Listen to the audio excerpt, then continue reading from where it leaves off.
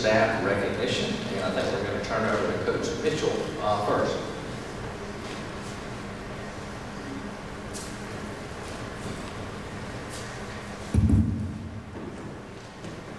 To the board, Dr. Casey, we want to thank you all for allowing us this time. If I could have a board soccer team proceed.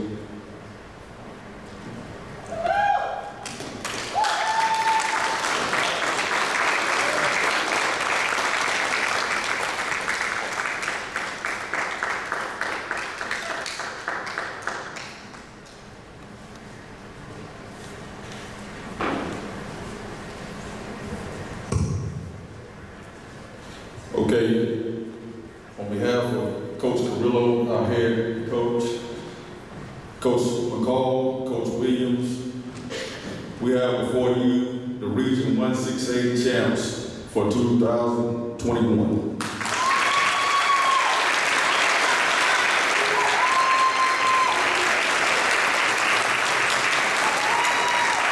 I would like to add this evening a bigger round of applause. These young men have won the region championship 3 years out of 4.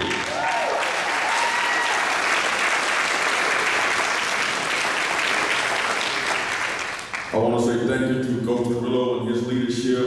And for those that don't know, Coach Carrillo was asked to do double duty this year, and he did it without hesitation. He's actually the boys' head coach and the girls' head coach for this year. Our boys' soccer team will be hosting South Effingham in the second round of the playoffs this Thursday at Basemore High Stadium at 6 p.m. Guys, thank you for all you've done for the soccer program at Valdosta High School. Let's give them another round of applause.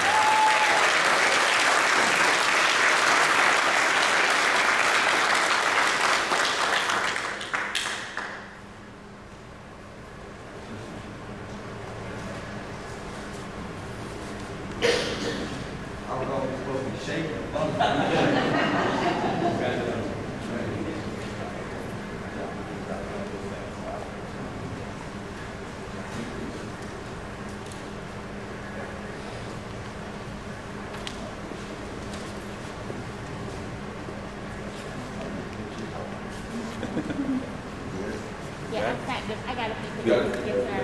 All right, congratulations, guys. Good job.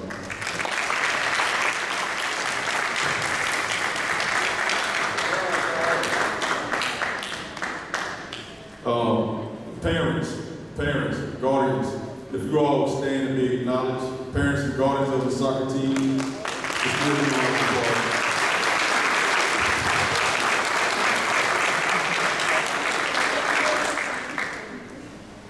At this time, we'll ask boys' right team to come forward.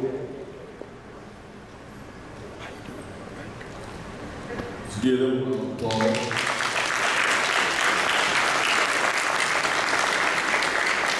Now, this young man doesn't make up the whole track team. We're glad he's here. So standing before you, we have Coach Mobley, Coach Mitchell, Coach Harris, Coach Barnes, Coach Thomas, our track staff. You have standing before you the Region 168 track champions for 2021.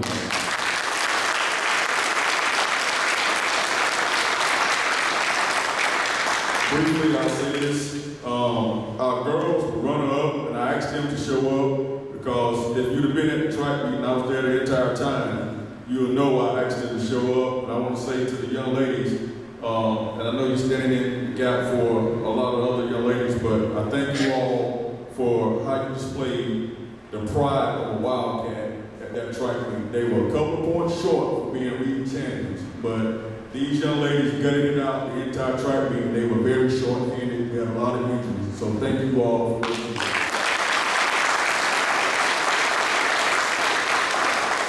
While I'm at it, real quickly, I want to say 2 more things, and I'll talk faster. I want to thank Coach Mobley for his leadership. He brought in, well, we hosted the region track meet. For those that don't know, we hosted, and we were not supposed to. It was supposed to be in Warner Robins. And when we were asked to host, I asked Coach Mobley, was it good with that? He's the first-year head coach, first time ever been a head coach. And without hesitation, he said yes. But this is what I want to say.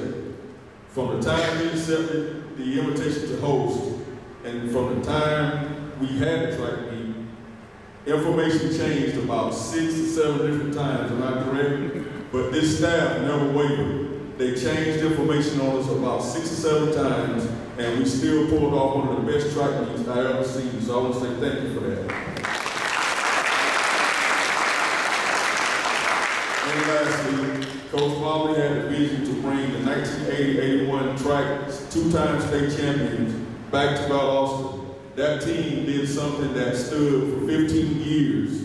And so I want to say thank you for bringing them back. Coach Jerry Delbeck was the head coach. And I can tell you, and you know this, they were extremely proud of you bringing them back.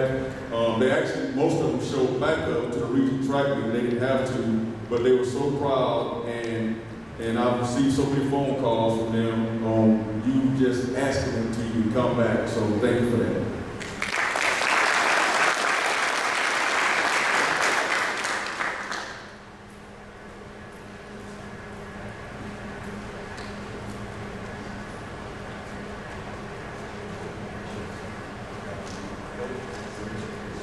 They'll be moving on to Johns Creek for sectionals and Carrollton for state. So I'm claiming that already. All right, thank you all. All right, here's where I'll talk really fast. I want to acknowledge, and hopefully we can bring them in person to you all. I want to acknowledge our boys and girls tennis teams. They both won the region this year. That was the first time that has ever been done at the same time in the history of our tennis program. So I want to just at least give them a round of applause. Now, unfortunately, as I talked to Coach TJ Gay and Coach Dowdy, we played in the Elite 8 tonight, which is why they could not show up. We both were defeated, the boys and the girls. And as they both said, they ran into 2 tennis machines tonight. So I told them, well, we need to turn into tennis machines so we can beat them next year. Real quickly, as I go down the list, I just want to acknowledge real quickly, baseball, Coach Porter and his staff, they were region runner-ups. They'll be hosting North Atlanta this Thursday, the first round of the playoff. First game starts at 4:30. But I also want to acknowledge that he has 4 out of 6 seniors that have signed college scholarships from the baseball program. South Florida State, Elijah Giggums, St. John's River State, Cooper Samples, and William Richards to ABAC. Our boys golf team, first year coach Kyle Elder, they were regional runner-ups this year. They were 4th in the area for the entire state. Reese Adams was the local medalist in golf for our girls program. And so the boys will be moving on to sectional, so we give them a round of applause. Wrestling, John Roberts and his staff. If you didn't know, he produced 2 state champions this year, Joshua McCutcheons and Caleb Davis. Hope you can bring them in. They were also region runner-ups. And today, wrestling had 2 young men sign full scholarships. John Wall signed to Life University today, and L.B. Nelson signed to Reinhardt University. Boys basketball finished number 1 for regular season, but they were region runner-ups by 2 points. Softball, I want to acknowledge Coach Chris Benson, Coach Johnson Lewis, Tiffany Johnson, Coach Miranda Lewis. We started this year the first ever elementary softball team ever in the history of softball in Valdosta with 26 young ladies, and they have 2 teams. So I want to acknowledge them for that. And lastly, I want to thank the board and Dr. Casey for your continued support in all our endeavors with athletics. And lastly, I want to give a special thanks to a gentleman, if he could come forward, Mr. Ken Moody. For those that did not know, January the 19th, I had surgery on my knee for the very first time, knee surgery. And I had a meeting with this gentleman. He's assistant principal of Valdosta High, assistant AD. Had a meeting with this gentleman. We met with the coaches. I waited till the last minute to tell them I was going out for surgery. He asked for instructions. I gave him instructions. He's been working with me. He knows how I like to do things. So I want to say publicly to you, I appreciate what you do, all the help that you give me.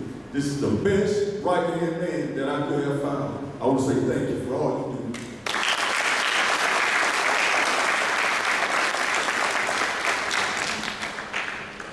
On behalf of the full board, Coach Mitchell, we'd like to say thank you for your leadership as our athletic director. We know you cover many different campuses and many different sports, and we appreciate your leadership, so thank you very much. Before he leaves, Yes, sir. Coach Mitchell? before he leaves, either I didn't hear or it's bad to hear one. I didn't hear anything about our football program.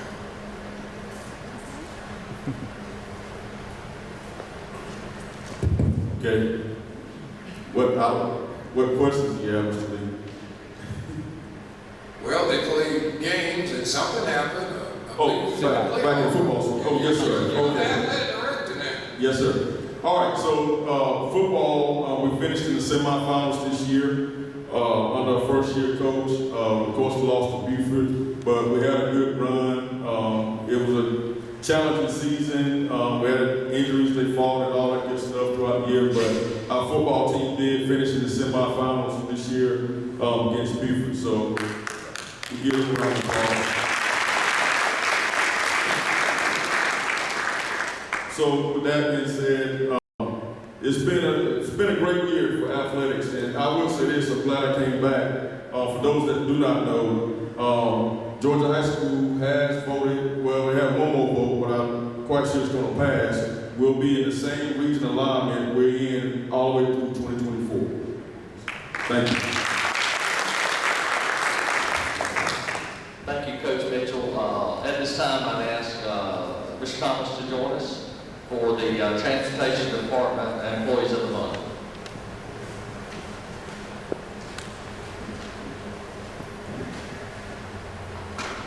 Board members, allocation, attendees. At this time, I'd like to call down our drivers and monitors that are present on tonight. You all coming down at this time. Then as they're coming down, they represent W9 Elementary team. They are teams of drivers. They represent W9 Elementary. And of course, Mr. Mary Goffin, Mr. Dan Robinson, and also representing Getto Lomax teams. We have Ms. Miller, Ms. Alicia Miller, and Ms. Kia Griffin. Also, we have Ms. Boyce representing Getto Lomax. Also, the reason that we're recognizing these two teams is because they've been doing some struggles, some hardships, but we're still able to transport all of our students from these two schools to and from school each and every day. They were not late. We didn't lose a child. We accounted for each and every child, and I commend them on the teamwork that they displayed. Also, at this time, we'll make a presentation to Mr. Dan Robinson. For those that don't know, Mr. Robinson's mother, she was a team leader for W9's team, Ms. Cheryl Stokes. She passed a couple of weeks ago, and we had a funeral that Saturday. So, in recognition of Ms. Cheryl Stokes, I'd like to present this to Mr. Dan Robinson this time.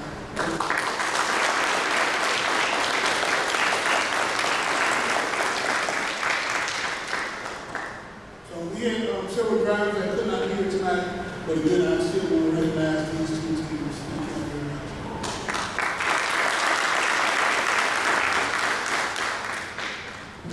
And on behalf of the full board, we just want to add our congratulations and appreciate everything you do and making sure our children get from their homes to school and back again.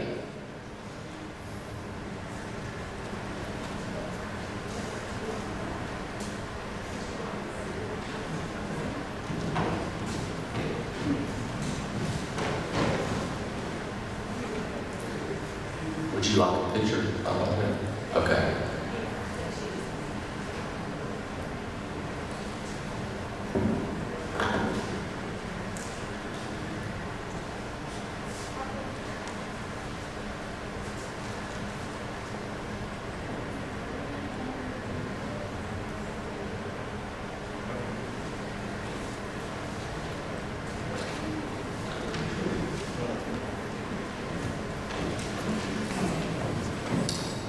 Thank you, Mr. Thomas. We appreciate you bringing some of your people for us to recognize here tonight at the board meeting.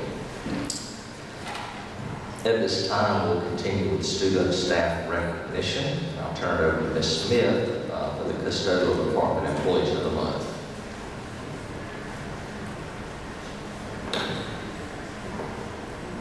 Good evening. Ms. Smith couldn't make it tonight. Her son's not feeling well, so I'm presenting for her. This evening, we wanted to recognize two schools, Newburgh Middle School and S.O. Mason. She's doing the complete staff slowly but surely because she wants to recognize everybody because, as we all know, this has been a rough year and everybody's just pulled together really, really well. So she just wanted to give everybody the recognition they deserve. So at S.O. Mason, we have Erica Mooney, Renita Smith, Joe Franklin, Calvin White, Matthew Green couldn't be here. He's actually from the Florida, so he's at work right now.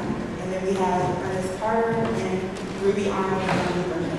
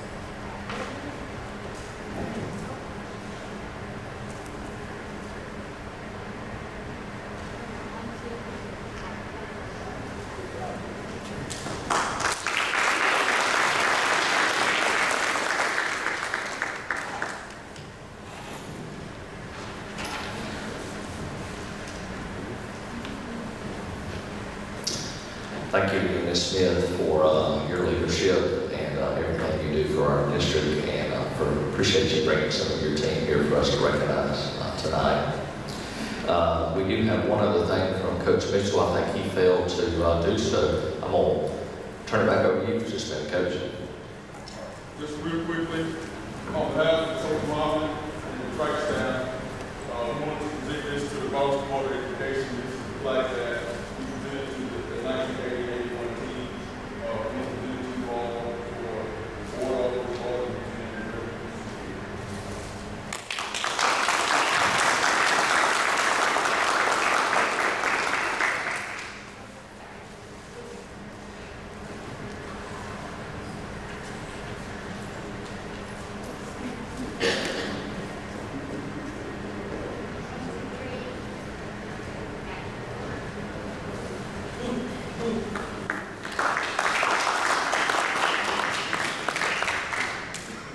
Thank you, Coach Mitchell. I'm looking at this, and there's some pretty good-looking people on this flag, so I think I can recognize some of them. So appreciate that very much. We'll display this proudly. We'll move on at this time to our final student staff recognition piece, and that will be Ms. Fordham for the school nutrition employees of the month at this time.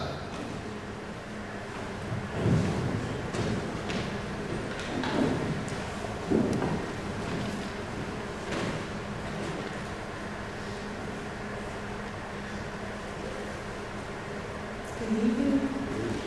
Dr. Casey and Antoinette Ricardo and Angelica Frontero, please come forward.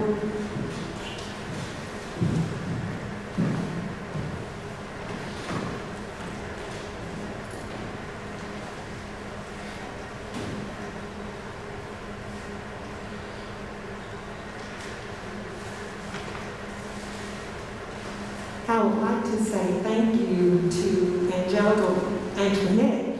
She is the manager of J.O. Newburgh. She has definitely shown outstanding leadership this year. She's always dedicated to the cause of ensuring that our children have the best quality meals and that every one of them is served. And definitely she has provided excellent leadership for her staff as well during the time of the pandemic. So I do want to say thank you so much. And I truly, truly appreciate all that you do for our program and for our children. Thank you. And then we have Angelica Frontera. She is a school nutrition assistant at WG9. What can I say? She's a dedicated woman. She's always on time. She's always got a smile on her face. And whatever you ask her to do, she always does it. She never complains. She never grumbles. She's always serving our virtual students when they come through the drive-thru with a smile on her face, and even have dog treats for the puppies that come through the line.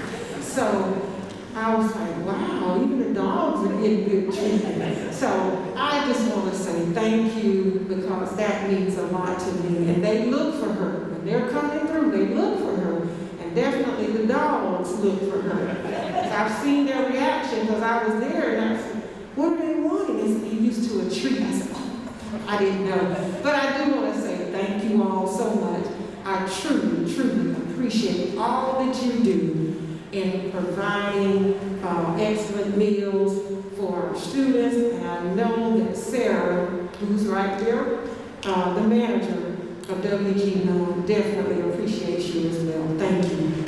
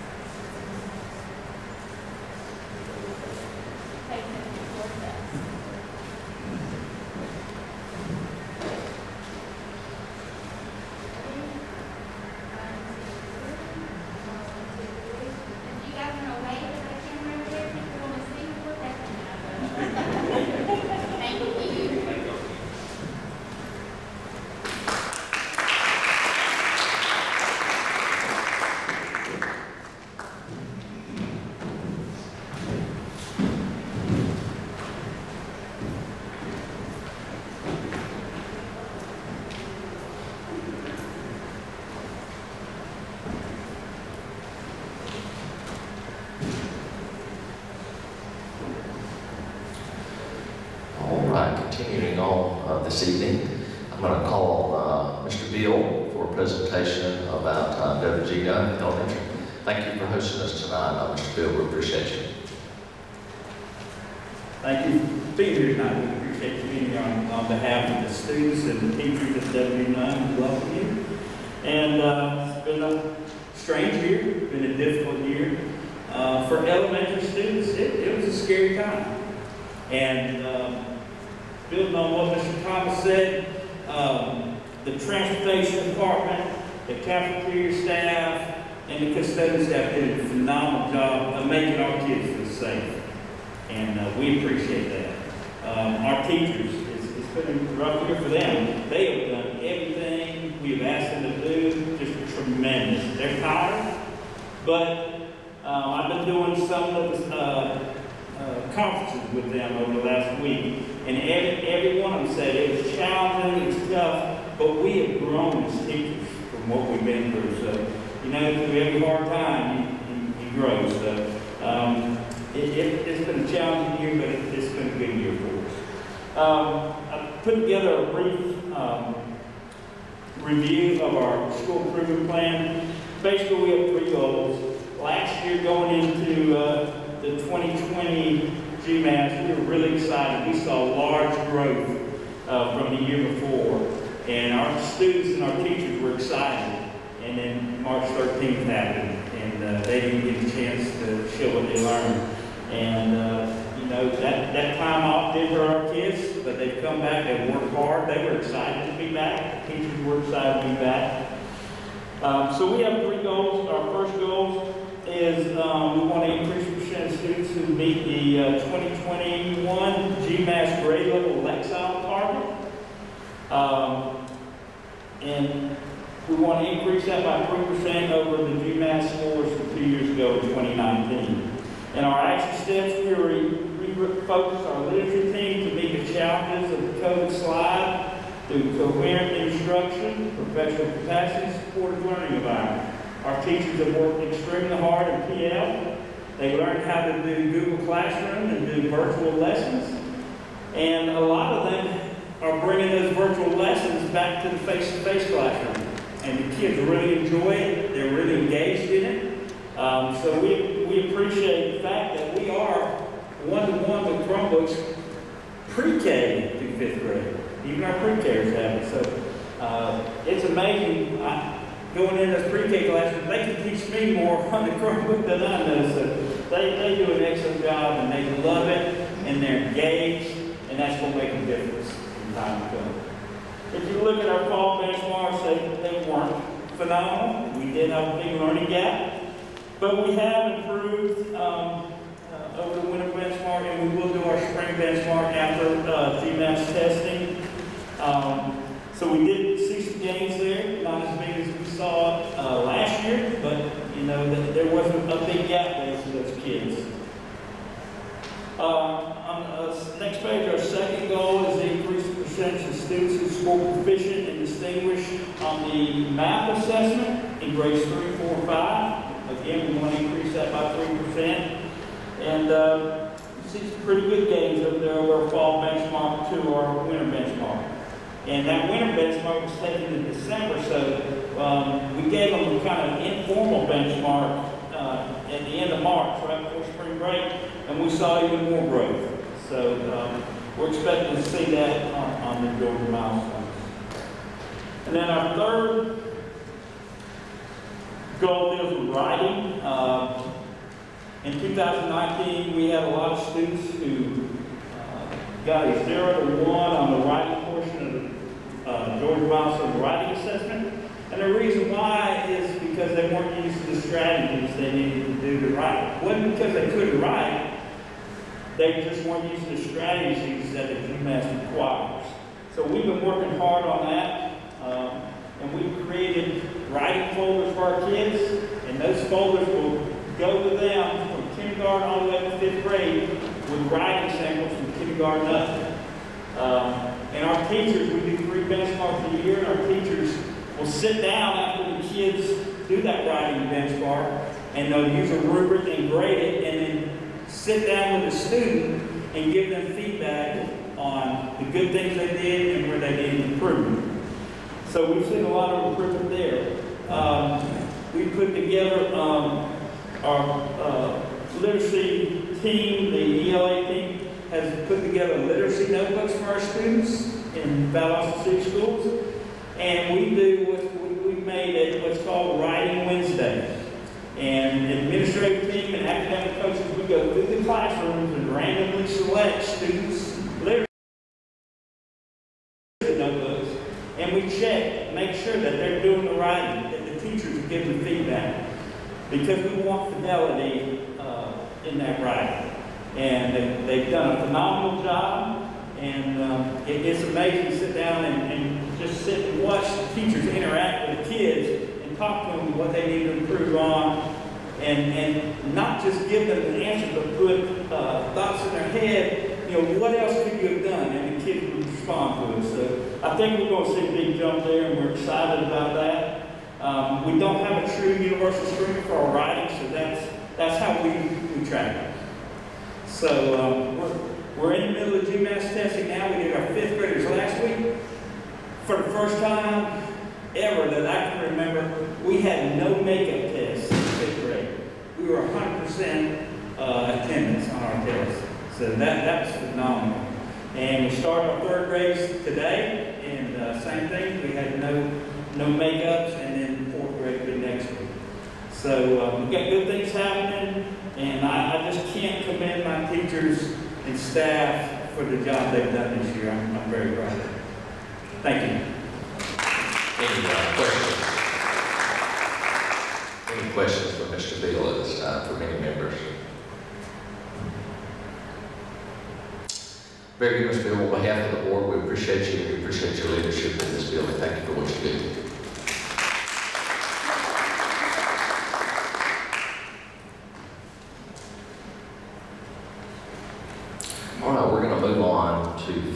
Finance at this time, and I'm going to turn it over to Mr. Sherwood for a Finance Committee report at this time. Thank you, Mr. Chair. We had the Finance Committee meeting on April the 22nd, and first I'll call on Mr. Jeremy Jones to review the first draft of the FY22 budget.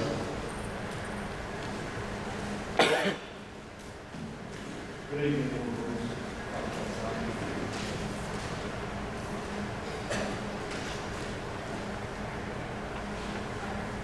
I'm here tonight to present to you the first draft of the FY22 General Fund budget. This first draft of the General Fund budget has been created, developed with the coordination of all departments and administrators in the district. Meetings were held with each principal. We talked about their staffing, instructional, technology, and facility needs, and their requests. Meetings were also held with each department head to talk about their budget needs and requests as well for FY22. I'm going to go talk about the revenue portion first. The local revenue totals $27,815,517. Local revenue includes your local property taxes. It also includes your tablet tax, which is your title ad valorem tax for your vehicles. Local revenue also includes interest that we earn on funds and indirect costs and facility revenue from facilities used in the district. For the property taxes this year, we used the current millage rate of 16.691. We were very conservative with that, and at this time, we are not anticipating any growth in this first draft. The tablet line did increase in our budget. The tablet is that title ad valorem tax. House Bill 779 took into effect July of 2020. When it did, our collections increased. The percentages changed in our favor, and the collections definitely reflect the change. Our current budget this year, FY21, for tablet was $700,000. We are increasing our tablet for next year, $2,009,136. That is an increase of about $1.3 million. House Bill 770 has been very good to us so far. So local revenue, which is mainly your taxes, equals $27,815,517. We'll move on to state revenue, or your QBE revenue. That total this year in this first draft is $49,198,733. And as you know, this QBE revenue is driven by our FTEs. Our FTEs in the initial unofficial FY22 allotment sheet that we got from the state is 8,106. That is a decrease from our current FTE count in FY21. That total is 8,197. So there was a 91 FTE decrease in our numbers going into FY22, according to our unofficial allotment sheet from the state right now. Those 91 FTEs, in case you're wondering, they equal about $252,000 on that allotment sheet. That was a small decrease, but we had some really good increases. Let me tell you about those. One of them is the equalization. Our equalization is the revenue line on the state QBE allotment sheet, and is provided to districts with a low wealth ratio. Total amount of our equalization for FY22 next year is going to be $3,733,700. That is going to be an increase from this current year of $1,005,000. So our equalization increased a little over $1 million. Very good. Also, some good news is our austerity. Although we will have austerity again in FY22, it is much less than our FY21 amount. Our initial austerity amount for FY22 is $1,853,463. Now, this is much lower than our initial austerity for this year, FY21, which was $4,523,644. So they decreased our austerity by $2,670,191. So just between our austerity and equalization, we gained over $3 million from this state. That's really good news. Our state G.B.R revenue total again is $49,198,733. We have a little bit of federal revenue in the general fund. It's called impact aid. We have increased that this year by about $15,000, and that's due to current and prior year collections. And then lastly, very proud of this one, our transfers in. This current year, FY21, we had the budget of $4,690,271 out of our fund balance to balance the budget. In this first draft for FY22, that number is 0. So we anticipate not transferring any money out of our fund balance to balance this budget for FY22. So the total general fund revenue budget in this first draft is $75,185,787. That is an increase from our current year budget, FY21, by only $79,745. Again, only an increase of $79,745.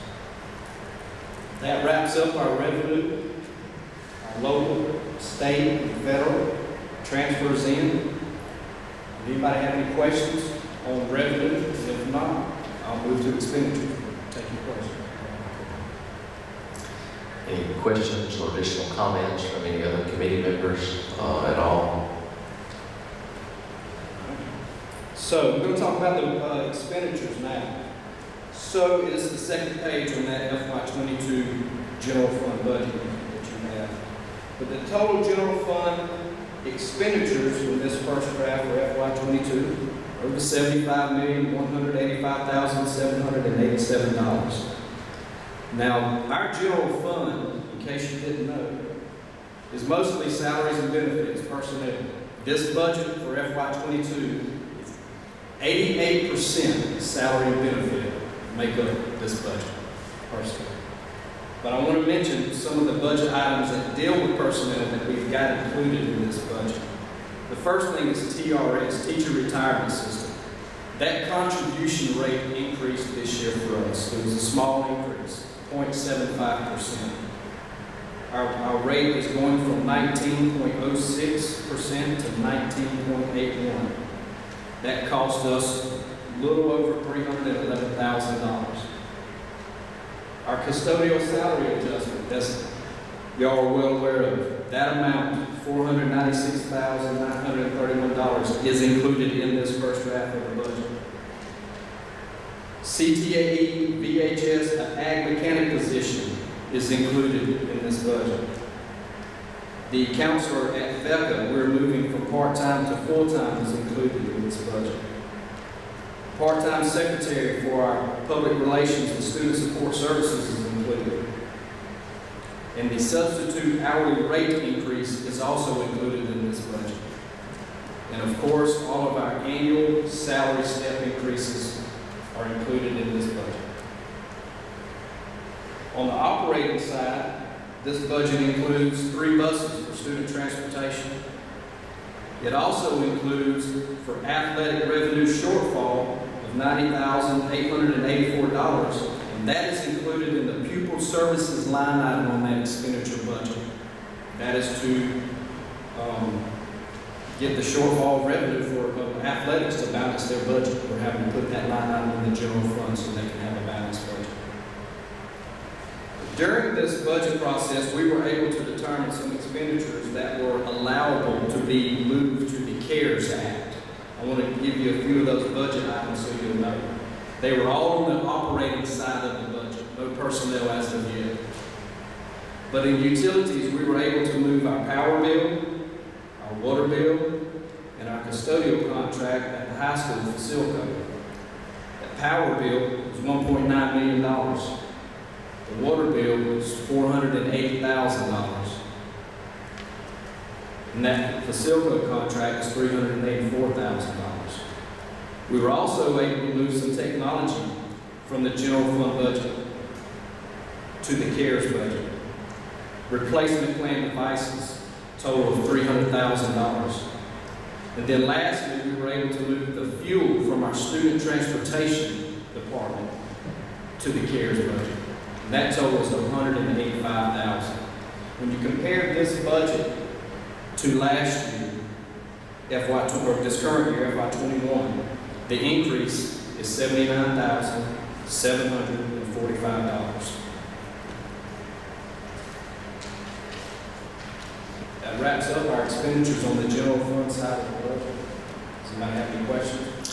Questions from Mr. Jones from any members or additional comments from committee members? Very good. Anything else, Mr. Jones, or are we going to turn it back over to Mr. Sherwood at this time? Thank you, Mr. Jones. Appreciate it. On behalf of the whole board, thank you, Dr. Hudson, and all of the financial staff. They work tremendously hard for our school system, and it's no small feat putting this budget together. Moving into item number 4 from our meeting, Dr. Hudson shared the proposed salary increase data for our school nutrition employees. Starting school nutrition assistant currently makes $8.84 per hour.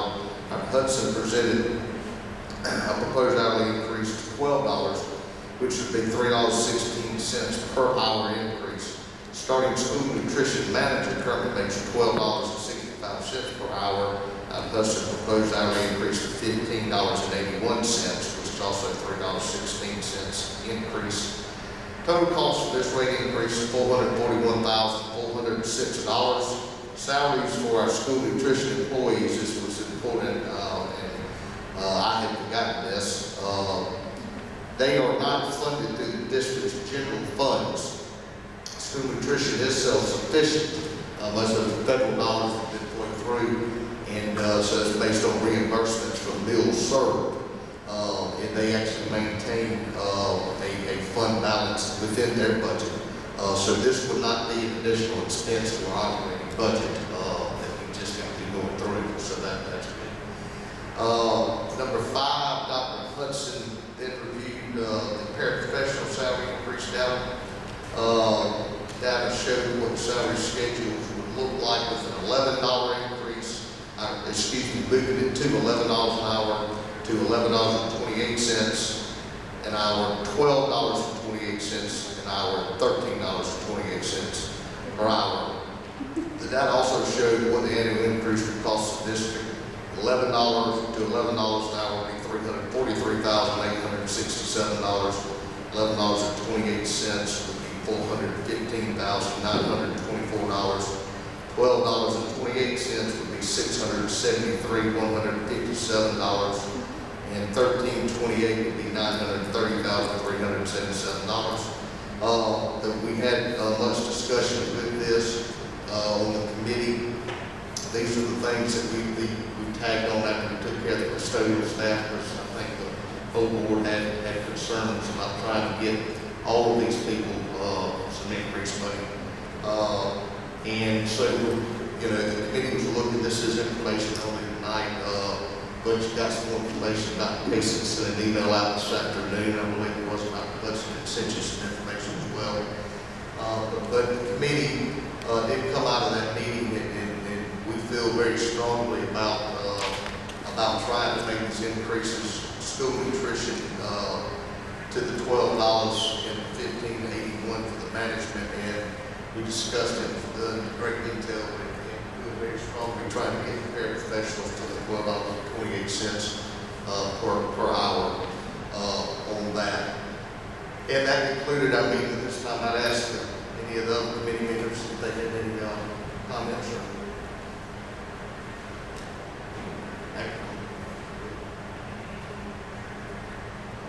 that's my report, Mr. Chair.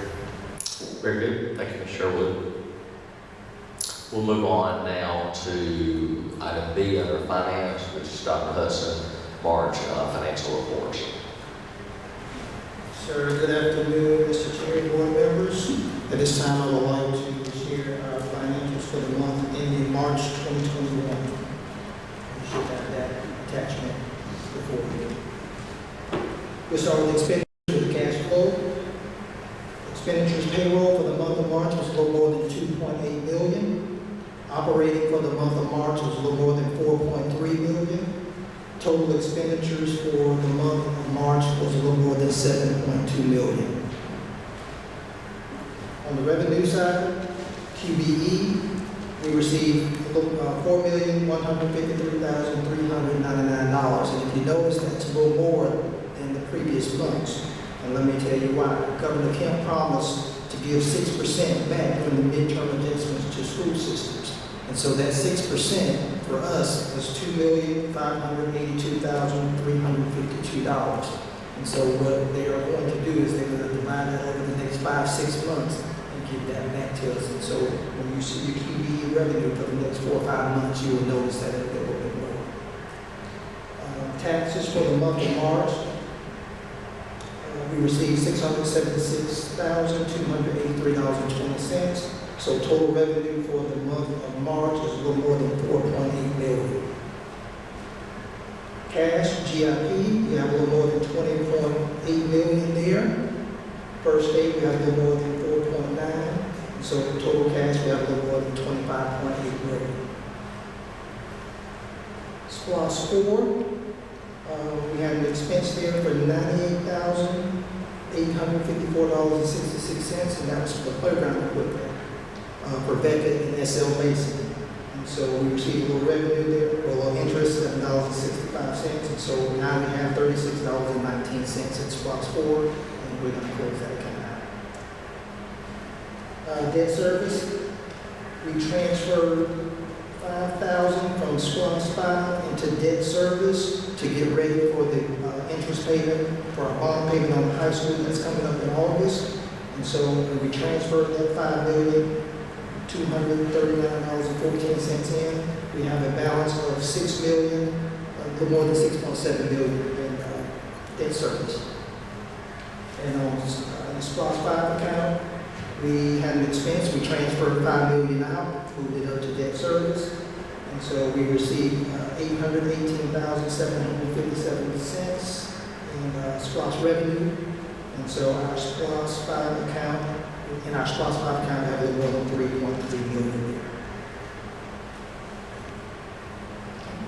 Any questions?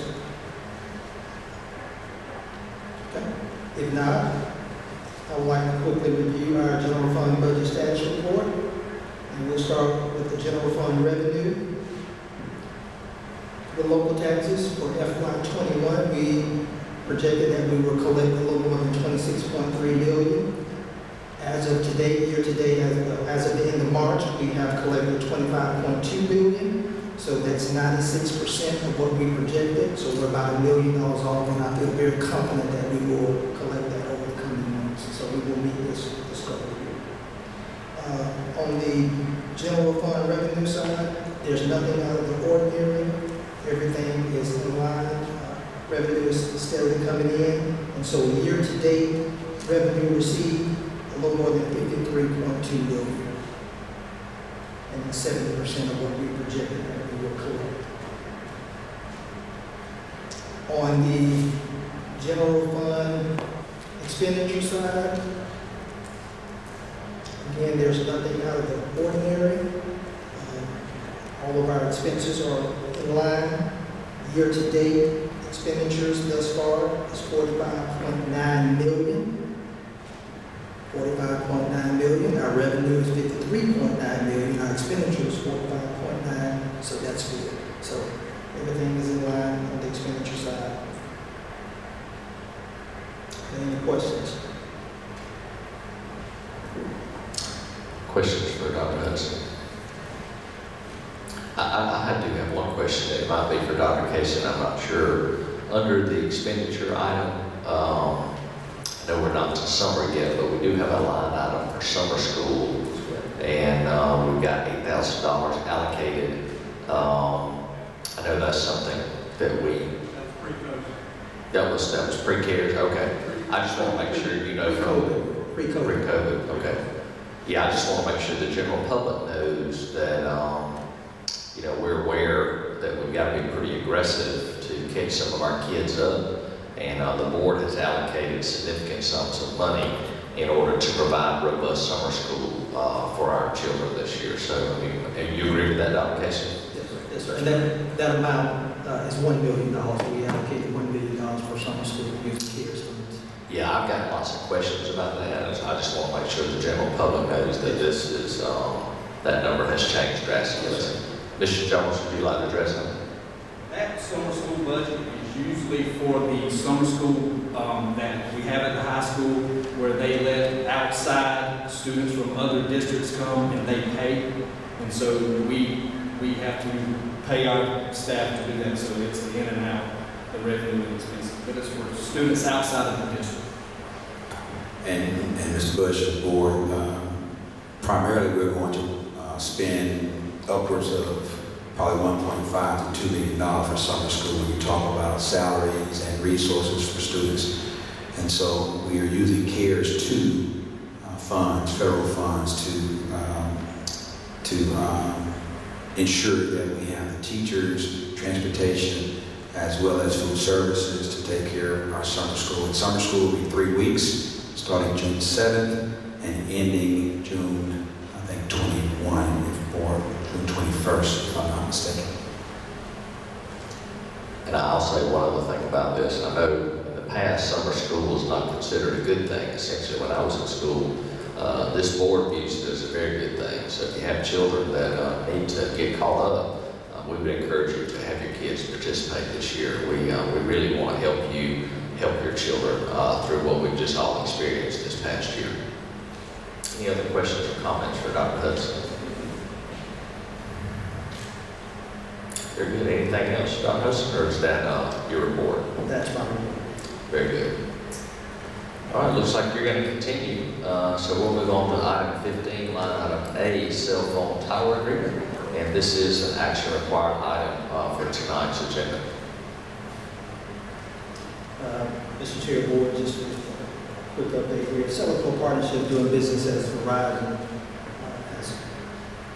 has asked the Board, they would like to lease 10,000 square feet of land over there on East Wind near the Transportation Department for them to put another cell tower up. That cell tower will be about 100 feet high. It will be secured by chain link fence on a concrete pad. If the Board agrees to the contract, the annual rent for the rental of that piece of land will be $1,500 per month, $1,500 per month, which will be $18,000 per year. Each year, they have agreed to give us a 2% escalation. Also, they have agreed to give us a $3,000 signing bonus if the Board decides to approve this contract with Verizon. Over the course of this agreement, which will be 25 years, the Board of Education, the Hudson City School System, could make $576,543.24. Once again, this is Celico doing business as Verizon. They've already sent the contract. Attorney Moser has already reviewed the contract. He's good with all of the language in the contract as well. Questions for Dr. Hudson, or I entertain a motion first, I guess, and then we can have a discussion maybe.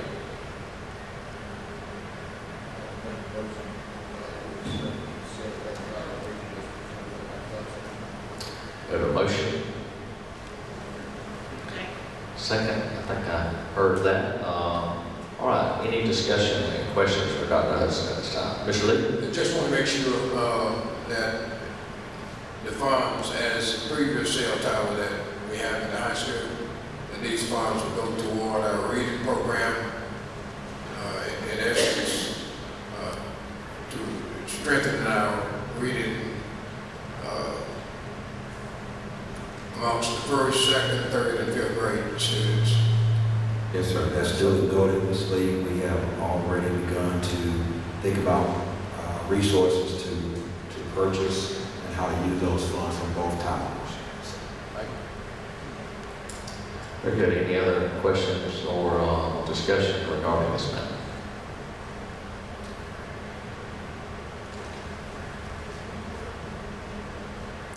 Very good. I guess we just need, questions been called, all in favor of approving this item at this time. Motion carries unanimously. Thank you, Dr. Hudson. We appreciate you and bringing this to the board tonight.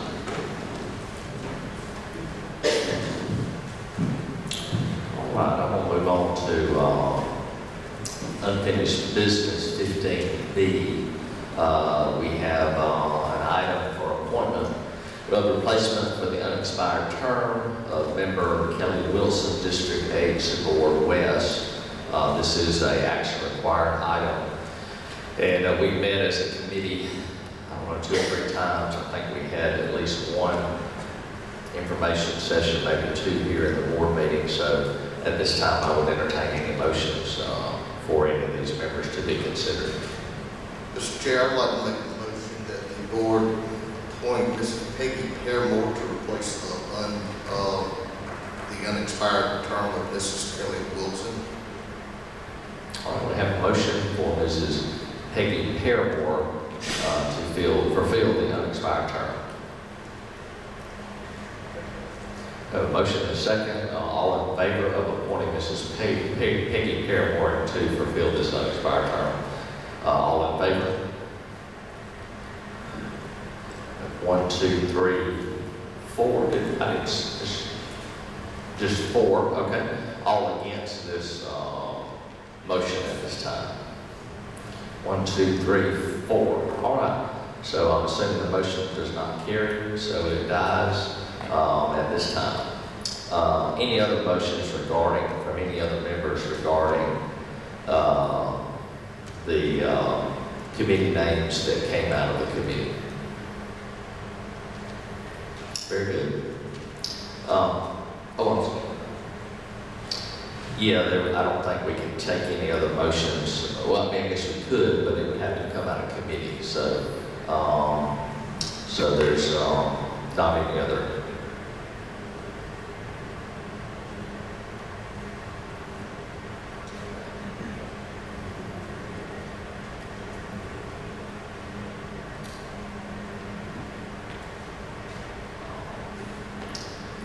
Mr. Chair, Yes, sir, Ms. Lee. it has to go back to committee. Correct. Yeah, that's what I was going to say. We can't make a motion here in the full board meeting. So, very good. So we'll go back to committee then at this time and decide if there's any other candidates to potentially consider. All right, we'll move on then to 16A. Mr. Kimber. There he is. I was looking for you tonight, Mr. Kimber. Appreciate you. I hear many good things about you, and we appreciate you being part of our district and everything you do for our kids. So please share with us about your trip to potentially to Hawaii. All right. Good evening once again. Good evening. Took the mask off. Yeah. All right. I've got a short PowerPoint presentation. If you guys want to go to the band's website, VHS. MarchingCats.com. Anyone out there go out there as well? VHS MarchingCats.com. Once you get to the home page, there's a big yellow tab on the home page that says Hawaii 2022.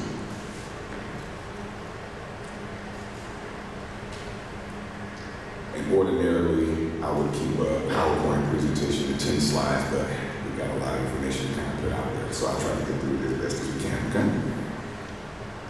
All right, so this is the 81st anniversary Pearl Harbor commemoration. So let me start with, first, I'm glad that we made it to this point. We've already heard a couple of times it's been a tumultuous year, but we made it through, ready to put a bow on this thing. For those that don't know, the band is actually working right now.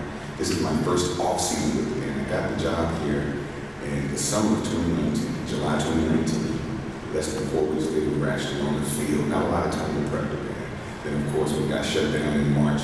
So I've never had an off-season with the program. So this is our first off-season. For those that don't know, we do a spring marching band camp synonymous to what you would call an athletic off-season. We've done 12 rehearsals. With our rookies, we started last week. We brought the full band back in this week. And it will culminate with a marching band performance in the VHS Gymnasium on next week. So we're hitting the ground running now. And we'll be working all summer in summer sessions. We treat marching band like an athletic event. You got to keep your mind and your body in shape. Kind of different than probably what you guys are used to, where the band comes back in late July and they work all day and do 3 set rehearsals. And we're going to work all summer long to keep the kids in shape. I'm proud of the job our students have done this year, and I'm ultra excited about what we have in store for the program, and that's why I'm here tonight. The program philosophy. Music education is an art form used to cultivate a masterpiece of human potential. I know I'm going around the circle there a little bit. It's going to kind of lend back to why I want to do this trip to Hawaii. So the philosophy of the Valdosta High School Band Program is based on the fundamental belief that music education is a basic and important part of any education, and that music education and experiences, that's the key word, experiences, can help develop the total student academically, musically, and socially. So let's get to it, guys. The purpose of the trip. The Valdosta High School Marching Cats have been invited to perform at an official event commemorating the attack at Pearl Harbor. This is part of a series of concerts that is produced by Music Celebrations International. Now I'll explain what Music Celebrations International is in just a moment. The trip is 5 days and 4 nights and will happen December 4th through the 8th, 2022. So why this trip? So this trip provides a once-in-a-lifetime musical and historical experience with access and exposure to Hawaiian and Polynesian culture. And of course, because we got the invitation, they invite one band from the state of Georgia each year. This is an annual event. And we actually got the invite early in 2020, but of course we were shut down in March, so we were not able to kind of lift this thing off the ground. They held that invitation for us for 2022. So why now? So the question is, if not now, then when? So you guys know I've been ultra cautious, and you guys helped me with that, with my recommendation to take our time last fall. I said, let's kind of see where this COVID thing is going. We didn't want to push anything. Our community, our students were a little apprehensive about getting out there. So I said, let's take our time. So now I think it's time for us to hit the ground running. We know COVID's not going anywhere. I think these masks are going to be with us. The precautions are going to be with us. We're learning how to deal with it. But the world's opening back up, and I'm ready to open the band back up. So I'm ready to hit the ground running. And another reason we do this trip is an incentive. So it's an incentive for our current students. Trips. When you think band, you think trips. So the first question I always get asked when I tell someone I'm a band director, the first question is, how many? Or how many students do we have? And then the second question is inevitably, where have you been? What are you doing? What's your field trips? What are your accolades? So this is a great incentive for our students that are currently in the program to keep striving and to be a part of what we're doing. And this is a great incentive for future band students. For those that don't know, I've been to every elementary school in the district, and I've told every 5th grader that this man travels. I told them that I am used to traveling, and I want them to travel. I told them before they graduate, if they join my band, that they will get on a plane and go somewhere. I couldn't tell them where, but I told them they're going somewhere. Incentive, you got to start early, the 5th grade, join the 6th grade band. You can't have a big band in high school if you don't have a big middle school band. Right now, I spoke to 481 5th graders in the building, no virtual schools. 260 have said, I want to be in the Valdosta band. So that's where we're headed. So look at that. 260 rising 6th graders. We have more rising 6th graders than we have in the entire program, 6 through 12 currently. So that lets you know what kind of potential we have. That's what this trip will do. So if they see the current man traveling, oh, I can do that. Oh, that's me in 3 years. That's me in 4 years. So incentive for our future program. And then it's an incentive for the community at large to get behind our program. Sometimes you need a reason, and don't get me wrong, I mean, I've had great support, these people here, you folks, and I had no pushback in what we've been doing. And I knew it was a big deal coming here, but I've had no pushback. But sometimes you need that little extra push. The Valdosta band is going to Hawaii. Got to you gotta wake it up a little bit. So it's essential for the community at large. So our staff is bought in. I've spoken to our staff at the two middle schools, our staff at the high school, our auxiliary sponsors, and they bought in. And I've spoken to our future band booster executive committee. So I have not shared this widely. I have not put it out there. I wanted to follow protocol and make sure we get it approved. But I did share it with the staff, and I shared it with the executive committee. That's 2 or 3 moms and dads that are going to be working with me closely to prep the trip, and they're ready to go. And just a little bit about me. I have a proven track record of travel with band. I'm talking about extensive travel. For those that don't know, my experience in DeKalb County, I've taken bands to Washington, D.C., and I was in Atlanta, so I've taken bands to D.C., Texas, New York, California, Johannesburg, South Africa. I've been all over the world. And I'll be honest with you, that probably some of the prepping for the trips are probably some of the most stressful times in my life. But the reward on the backside is way more rewarding. So just getting this thing going, I mean, I'm stressed right now, thinking about all the possibilities, but I know on the other side, students' experiences. I've got kids that are 30, 35 years old that come back to me and say, thank you for taking me out. I've got kids that are in college right now that say, thank you for taking me to New York. That's what I want to provide for students in Hudson. Criteria for participation. Any VHS marching cat that meets all financial obligations may attend the trip. Students must also be in good standing with both Valdosta High School and the Valdosta High School band program. So, let's say a parent comes in today, puts their money down, and never comes back to a band practice and shows up the day before it's time to go to the Y. You can't go. You have to be in good standing, all right?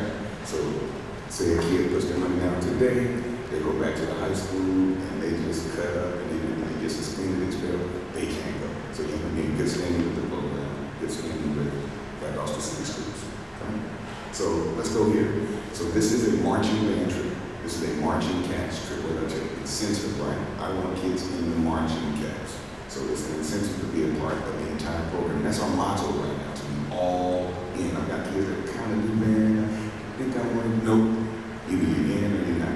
All in, be in the marching cats. So it's an incentive to be in the program. So I'll go ahead and give this one now. Every student will not go. Not because I don't want them to go, but because parents say, that's not for me. We understand. No trip, I just gave you that long list of trips I've done. No program that I've had is that every student participates in every trip. People make decisions, right? So we'll get into that in just a moment. So about the company, Music Celebrations International is a professional performance tour organizer. They're also an accredited travel agency, fully licensed and bonded. They will assist with all necessary travel arrangements for our group. So I've done trips both ways. I've done it where the boosters handle all arrangements, and I've done it where I work with travel agents. Travel agents work a little bit, especially with something so far away. The travel agencies can put their feet on the ground on a regular basis, right? So it's not a drive to the line. So you need someone there on the ground that can give us up-to-date information. The itinerary, I'm pretty sure you guys know the itinerary already. So it's a 5-day, 4-night itinerary. It's very flexible. So this is a tentative itinerary at this point. Very flexible. We can adjust it as we see fit to fit our students best. This was put together by the tour company. So once we get the approval, we can kind of dig in and fix the itinerary to fit our program. All right. Academics is the big one. Because the trip will happen during instruction time, planning will be paramount. So this will happen during instruction time. The kids will miss a week of school for all intents and purposes. So that means we have to prep and plan and work. So the band staff work hand in hand with administrators, core teachers, and parents to ensure students' academic success. So everyone has to get on board to make this happen. So we're going to coordinate testing dates because that's around the time of EOCs, SATs, and other standardized testing. So we want to make sure kids don't schedule the SAT the weekend after we come back from the trip. Oh, excuse me, that's the ACT that happens typically that first weekend in December. So don't take that test. Take the one before we leave. Does that make sense, guys? So we'll coordinate all those things. We're going to institute full band tutorials. We're going to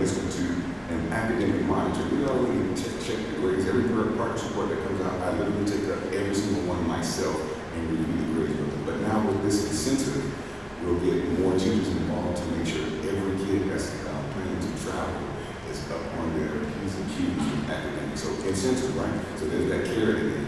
Watch the GPAs go up there. Hey, mom said I have to make this one to make the trip. So great incentive for our students. There's that word again. All right. Safety, supervision, and chaperones. Our goal is to achieve a 6-to-1 adult to student ratio. This is well in accordance with the school system policy. Next, we will follow the most up-to-date information available from the CDC, as well as follow guidelines set forth by the state of Hawaii and tentative airline and hotel. So no airline is being locked in, no hotel is being locked in. So once we get closer, we get some commitments, then we can lock those two things in. As of today, travel is open in Hawaii, and all major airlines have instituted social distancing policies for travel on planes as well as airports. So what did we say earlier? The world is opening back. So here's the big one. If the trip's not safe, we won't go. Say we're working, we do this 13, 14, 15, 16 months, we get to October, November 2022, and it's not safe, we shut it down. And I'll explain refunds and cancellation things later, but if it's not safe, we don't go. Okay, so I'm very clear on that. I have no issues with that. All right, cost and financing. Our motto is any student, this has been my motto since I've been a band director. I took that band to Africa when I was young. I came up with this motto then. Our motto is any student / family that wants to go can go. So I didn't say student, it's a student and it's a family decision to do something of this magnitude. So proper planning can ensure success. So once again, everyone's not going to come. I want everyone to go. It's going to be open to every student that participates. But once a family decides it's not for them, we understand and we'll do other things to keep them involved with the program. There will not be a rift in that program. I've done this many times. So I'll give you a number. We're anticipating 150 band members on the field this fall. For the fall of 2022, that's the fall leading into the trip, we're anticipating 180 band members on the field.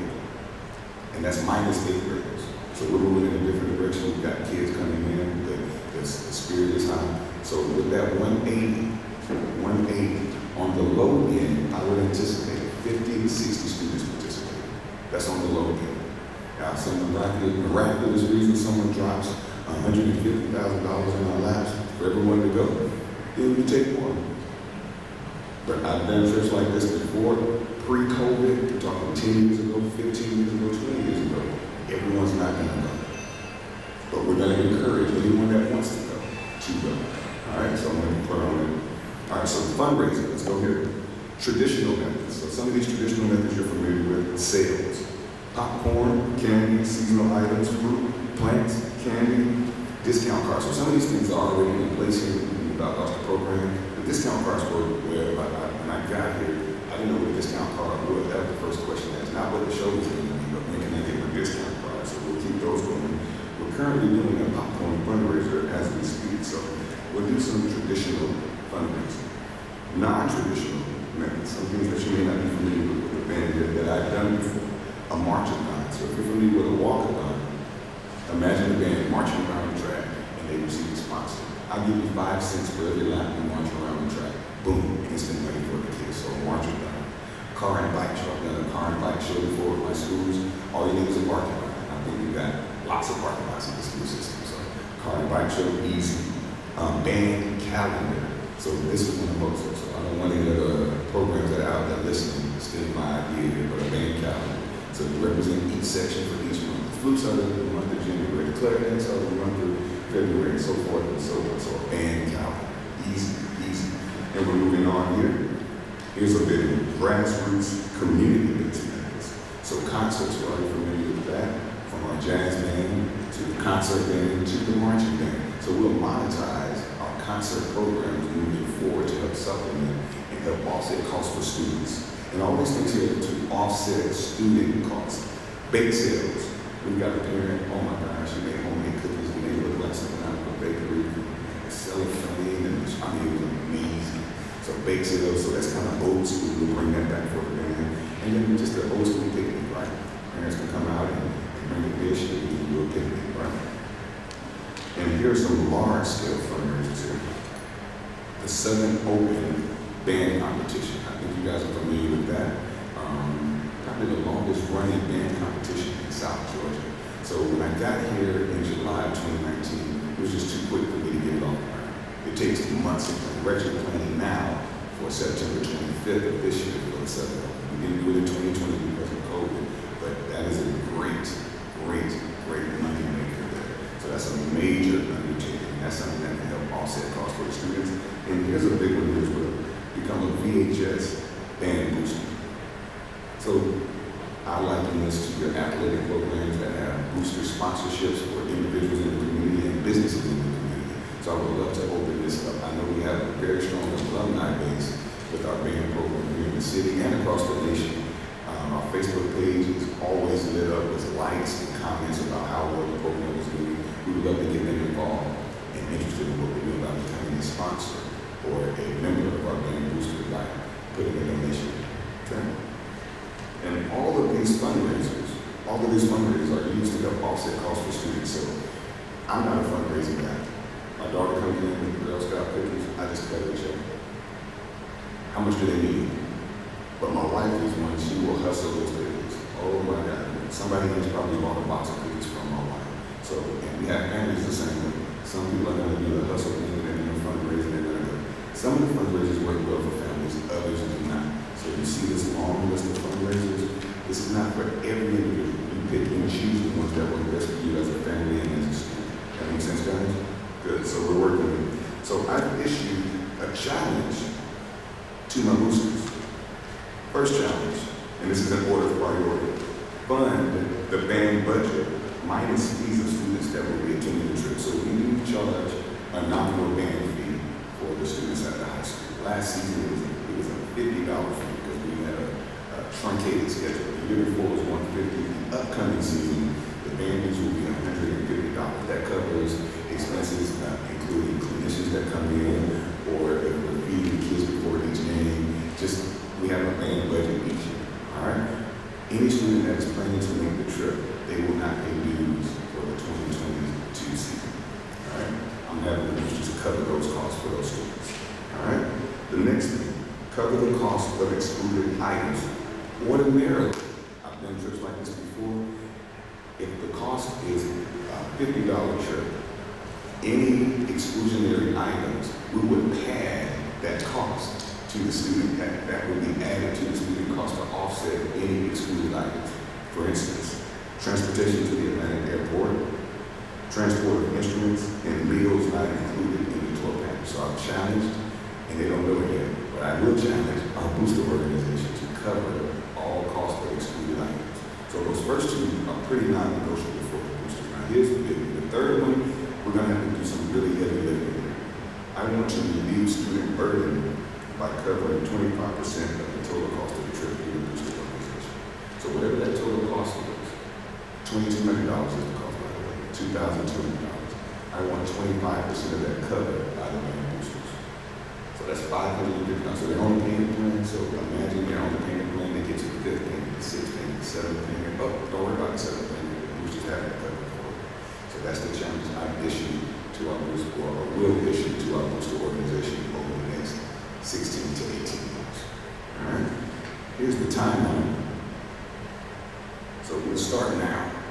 So tonight we're putting it out there. And I told the kids last night in band practice, we had practice last night, and I wanted them to hear from me before they heard it on Facebook Live. So I just put it out there. We've been invited. I didn't tell them it was going to be official. I said I have to come and talk to the board. And I'll be honest with you, they were a little taken aback. It kind of went over their head. We're going to Hawaii. So talking to the kids this morning, they just don't believe it. So it's up to us to show. Like this is a major undertaking, but I've done this before. I believe in experiences for our students. Major undertaking. And it starts here with this timeline. And this can be adjusted as well. So May 15th, we put out a survey to our students, and this is where we find out who wants to go. And then we move forward to August 2nd. I'm saying there's a big gap between May 15th and August 2nd. So what are we doing between then? We're setting up the fundraisers. We're putting everything in place. So when they come back in August, timeline for all fundraisers. All those fundraisers that I just gave you examples of, I want to get buy-in from the parents on how, when, where we need to fundraise, which ones work best in this season, which ones work best in this season. So I want to put that in place with the buy-in from the parents that will participate. All right, when we move forward, and you'll notice every 60 days a payment will be due. So if you're me, I'm just cutting the check. My household, we're cutting the check. Let's go. Or I'm cutting the check every month. I'm not going to do a lot of fundraisers. Some households are going to need this leeway, and they're going to need those fundraisers, and we'll keep up with them. We'll have a task, we'll have a community, we'll have a committee that works with those parents to find out, oh, we see you paid the first 100, you paid the first 300, but you slowed down on the next one. What can we do to help you? So that's where we step in to help out there. All right, and you can see every 60 days, $300. Final payment is October 3rd. That's 60 days in advance of the trip. The tour company asks for a 45-day in advance payment, but we're working for 60 days in advance so we know exactly where we stand. All right, and now we have a Q&A. So, like I said, I've done this before, and the questions will never stop. They're not going to stop. We can ask 100 questions tonight, and we'll have 100 more next week. A month from now, you'll have 100 more for us, especially with the circumstances and the times that we're living in. But I did come up with a couple, and I asked my executive committee to do a couple as well. I'm going to ask and answer a couple of those if you don't mind. What will be the COVID protocols for attendance? Will participants need to show proof of vaccination or COVID test before arriving in Hawaii? These questions were answered by the tour company. All right? Participants will either have to show proof of COVID vaccine or a negative COVID test 72 hours prior to departure. So the students will have to be tested or vaccinated. Adults will have to show proof of vaccination or show negative before we leave. What will be the sick plan if a student becomes critically ill or injured or has to go to the hospital? The MCI tour manager who will be with us, the group throughout the tour, so we have a tour guide that will be with us the entire time, helping the students if anyone needs to go to the hospital. And we recommend bringing chaperones on the trip to stay with the students should they need to be hospitalized. All right, so we are bringing our booster president for next year is a registered nurse. She's a great mom. She's the kind of mom that you want on the trip with your kids going on the trip. So she's a registered nurse, and we're looking to encourage any other nurses or medical professionals that are in our body to participate on the trip with us. All right, the tour company includes a basic insurance plan in the tour package, and can also offer a premium insurance plan for an additional cost that includes 2 weeks quarantine coverage should one contract COVID-19. All right, and there is an insurance plan. We can get into those things if we get to the approval. Okay. Can we pre-order meals for students with dietary restrictions? This is a big one. What are we going to do? So most kids are eating and everything, but we do have those kids that do have those restrictions. So the answer is yes, absolutely. Once the group is registered and moving forward, they will send a form to submit for any dietary restrictions. This will only need to be submitted 120 days before departure. Okay? We talked about cost exclusions. Okay, in case of emergency, what cost will be refundable from the company? Should an individual cancel, and this is straight from the tour company, there is the option to switch them out with a new attendee, or they would follow the cancellation schedule on the sample payment schedule attached. Should the entire group choose to cancel, we can either roll the funds over to the following year or issue refunds per the payment and cancellation schedule. So we're going to get that premium insurance. That's the point. So if there is a cancellation, get it or up to 75% back. Flights are going to be a different story because you book flights for the airline. Okay? So we're ready for any and all questions there. When would total payment need to be due? We talked about that. It's 45 days prior to departure for the company. We're working for a 60-day. And what airline will be used? The flights will be available to book about 10 to 11 months prior. And you guys know this, we book flights before. Can't really book a flight 16, 17 months out. Got to get about 10 or 11 months out. We'll book the flights 10 or 11 months prior to departure.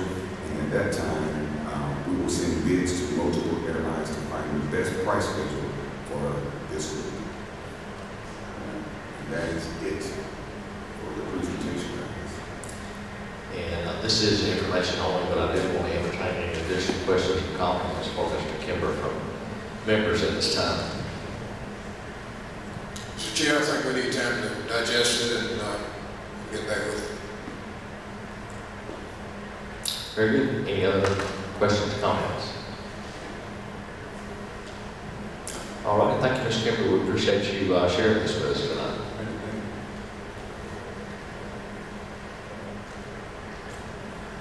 All right. We'll move on, continuing in new business, and we'll move on to item D, surplus custodial equipment.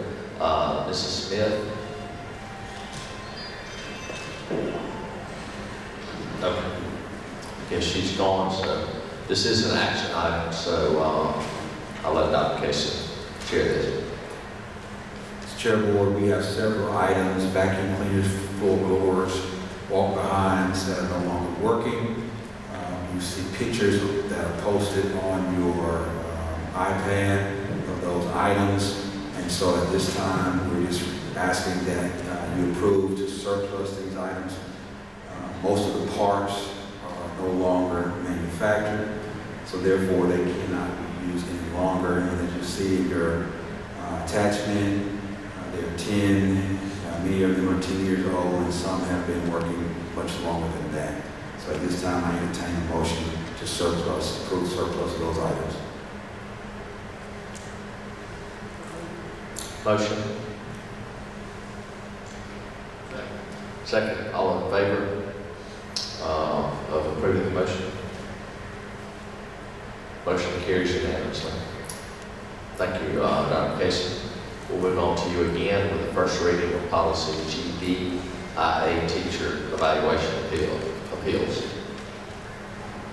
In 2020, the state legislature approved a new bill that will allow tenured teachers to appeal unsatisfactory and ineffective annual performance evaluations. And so as we are required to have a policy in place prior to July 1, 2021. And so at your station, you will see the current policy in draft form. We ask that you take some time to read through. If you have any questions, please don't hesitate to reach out to me prior to approving this policy within 30 days or adopting the policy in 30 days. Very good. Again, that is information only, so I'd ask each member to reach out to Dr. Casey if they have specific questions. And to go into executive session to discuss personnel and pending litigation.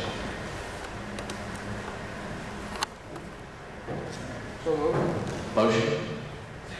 Second. All in favor? Motion carries. We stand in recess.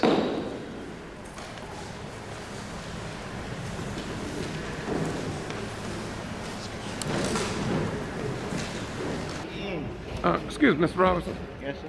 I was listening to your presentation, and I just wanted to check to make sure that what you said was correct. Now, who were you asking to resign? Superintendent. That's Brother Casey? Yes. Okay, why do you say that? What do you base that on? Based upon the fact that over the past conduct, when they was going to build in the school, that he witnessed the decisions made by the board, that they didn't take no activity. He didn't do anything to prevent some of the decisions that was made, that we didn't get nothing out of the contracts or anything of that nature. Now, when you say we, you mean the black contractor, or do you mean Valdosta in whole, as a whole? The black contractors and Valdosta as part of it as well, because then nobody get nothing out of it. All right, thank you very much. Yes, sir. You're welcome.